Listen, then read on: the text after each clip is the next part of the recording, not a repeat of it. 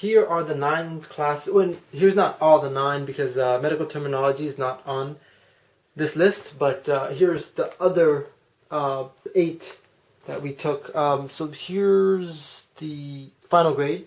I've gotten 2 B minuses, 2 B's, 3 B pluses, and 2 A's.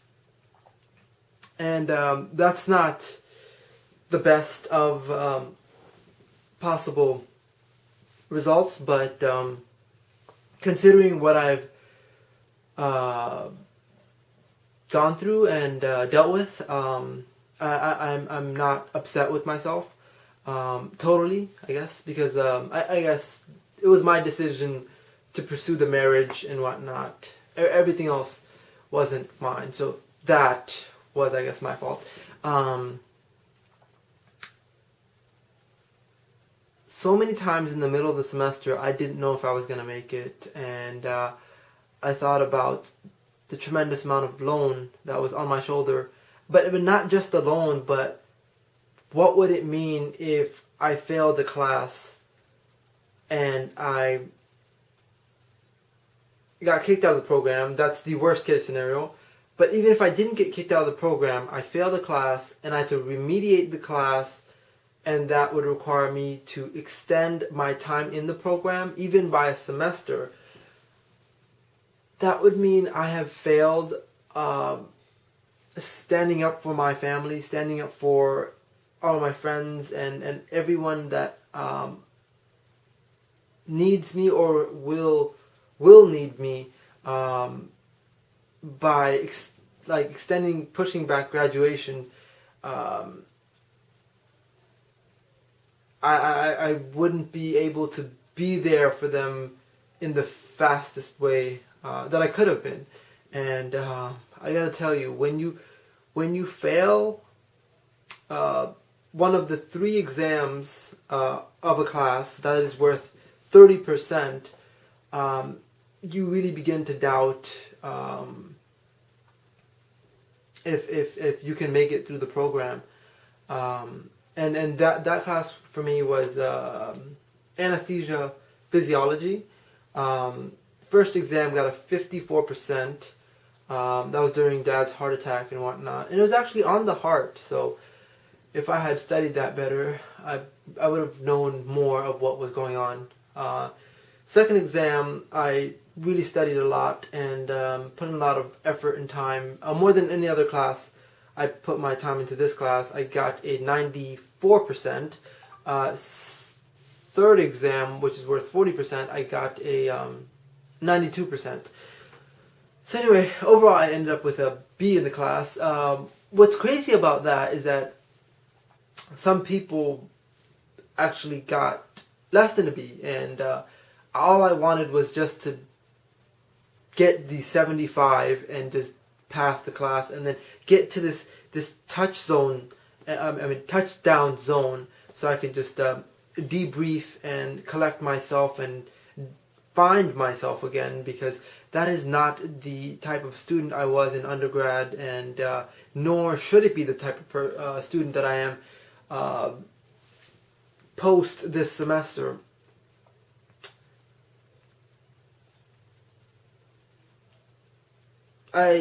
Today was actually the day that I checked my final grade, and so it's because I know for sure now that I have completely closed that chapter semester of my life, that I can talk about this now and say that I have made it through successfully, and more than anything, I made this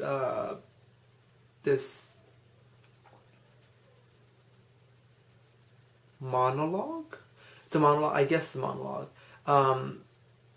This to say how I made it, and frankly,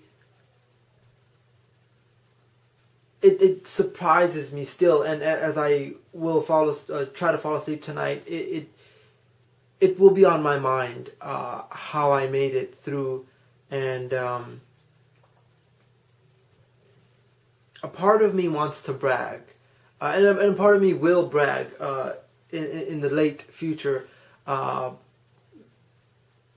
the line, I can say, remember that one semester in grad school when there was so much shit that was going on in my life, and I still made it. But that is not the point, or that is not what I can say right now, because I don't feel like I can brag, because I feel like, when you like dodge a bullet, I guess you don't know, but when you dodge a bullet, or if someone's shooting at you and you dodge those bullets, you're just happy that you dodged them and you survived and whatnot. And I guess later on, when you get to safety, when you get past that situation, you might even brag and say how you dodged those bullets or escaped death and the such. So right now it's just that feeling of, holy crap, I just survived this semester. So I don't feel that I can brag right now, but what I do feel sincerely and overwhelmingly is a sense of humbleness towards so many people that I'm consciously aware of, and so many people that I may not be consciously aware of, that have made it possible for me to make it through the semester. And I know, like, right now I can't say anything more than thank you, but I want you to know that you, in a sense, you saved my life. You broke my fall. You gave me a second chance, and for that, I don't know how to express gratitude of that magnitude, but from my mom cooking like a bunch of food every time that I would leave home and come here, she would always cook like tremendous amount of food to give to me so that I wouldn't have to cook, so I could focus on school, and so she went out there, but that's my mom. And then there was so many friends that not only gave me rides, but were there for me also. Like, for example, the night that my dad was at the hospital, we went to the hospital in an ambulance, and in the morning, because I stayed over at the hospital, I needed a ride back home. So my friend, I was like, I didn't even tell him that I needed a ride. He's like, where are you? And he was just there. And I won't ever forget that. And I know my friend's mom even cooked stuff for me, and so a woman that I've never met, and she felt sincere enough to cook food for me and give that to me because she knew what I was going through, and that to me is priceless. And then there's so many other people that helped me with the marriage thing. Like, no, not help me. Well, yeah, they did help me. And also, after it didn't go the way we planned, they were still there for me. And regardless of how it ended, them being there in that way is something that I can't finish that sentence, because I feel a certain compassion and warmth by that. I just don't know how to describe it. Essentially what I'm saying is that I'm supposed to be this somebody that not only my family can look up to or my friends can look up to, but somebody that is supposed to be this humanitarian, this philanthropist, this doctor, and all of that was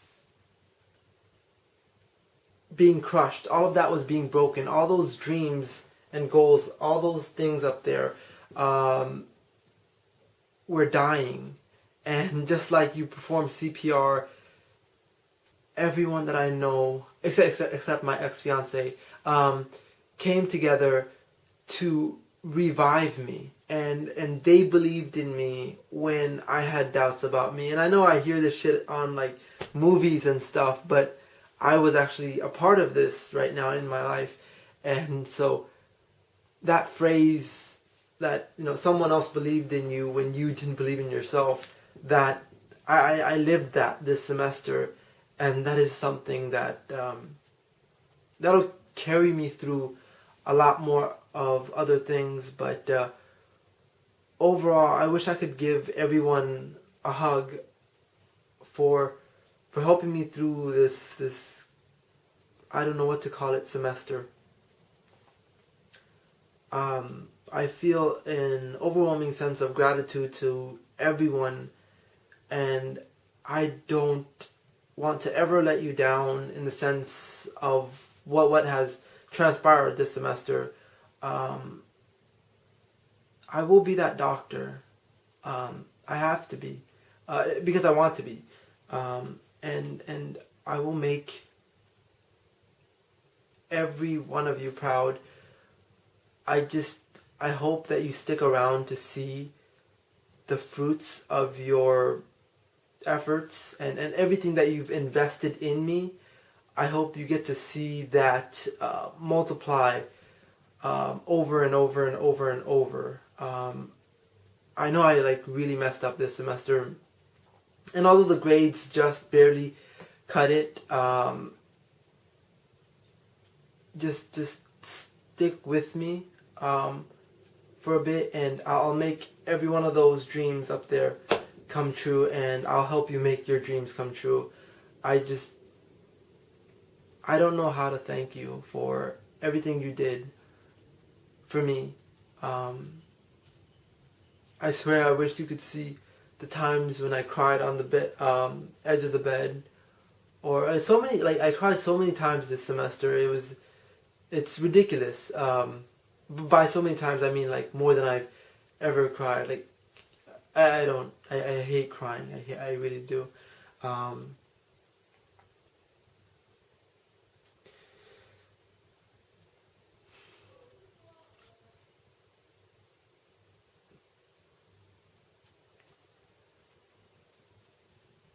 Hug. I don't know what else to say other than I'm gonna get started on my life right now. I know I haven't been doing so this past semester, but by some miracle, with all of your help, I made it through to this point, and now I have to carry through to the rest of everything that I have to do. And essentially, I just wanted to let you know that I'm not going to let you down. And then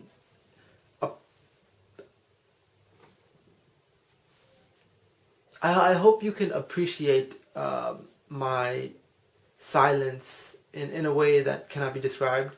I went through a lot, and but I feel good about the fact that I discovered this beautiful aspect of what it means to be supported when you need it, and I hope to be that support when those who've been there for me need that. I will be someone very significant one day, and although I'm not that person now, I'm really thankful that you saw that in me and knew that I had to be somewhere, and so you didn't let me stop. I think I'm ready to get back on my own feet now, and I'm I'm happy. A part of me is really happy right now because of the grade that I just checked right now, and also because I know that though there are invisible people, not like invisible people here. I'm just saying invisible people that come through for you when you need them, and I'm really thankful to have every one of you in my life, and I hope that in the end, um, when when when my life is where it needs to be at age 25. But that's not the end, but that's I think what I consider the beginning of life the way I want it to be. When that time comes, I hope the image that you see of me um, makes you feel proud of what you've done for me in these past months. So I know I made this whole spiel very long. I think it's about like 45 to 50 minutes, but I needed to get that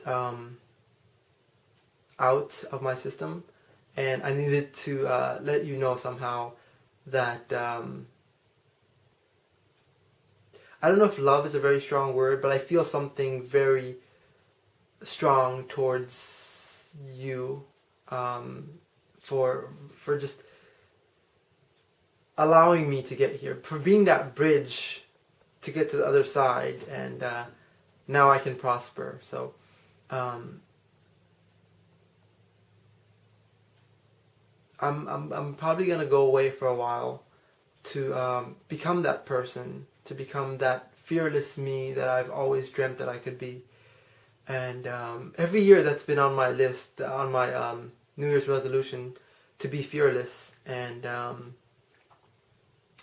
I think with your help this past semester, I faced a lot of fears, and I'm ready to be like really sit down and become fearless. So thank you for everything. I'll see you.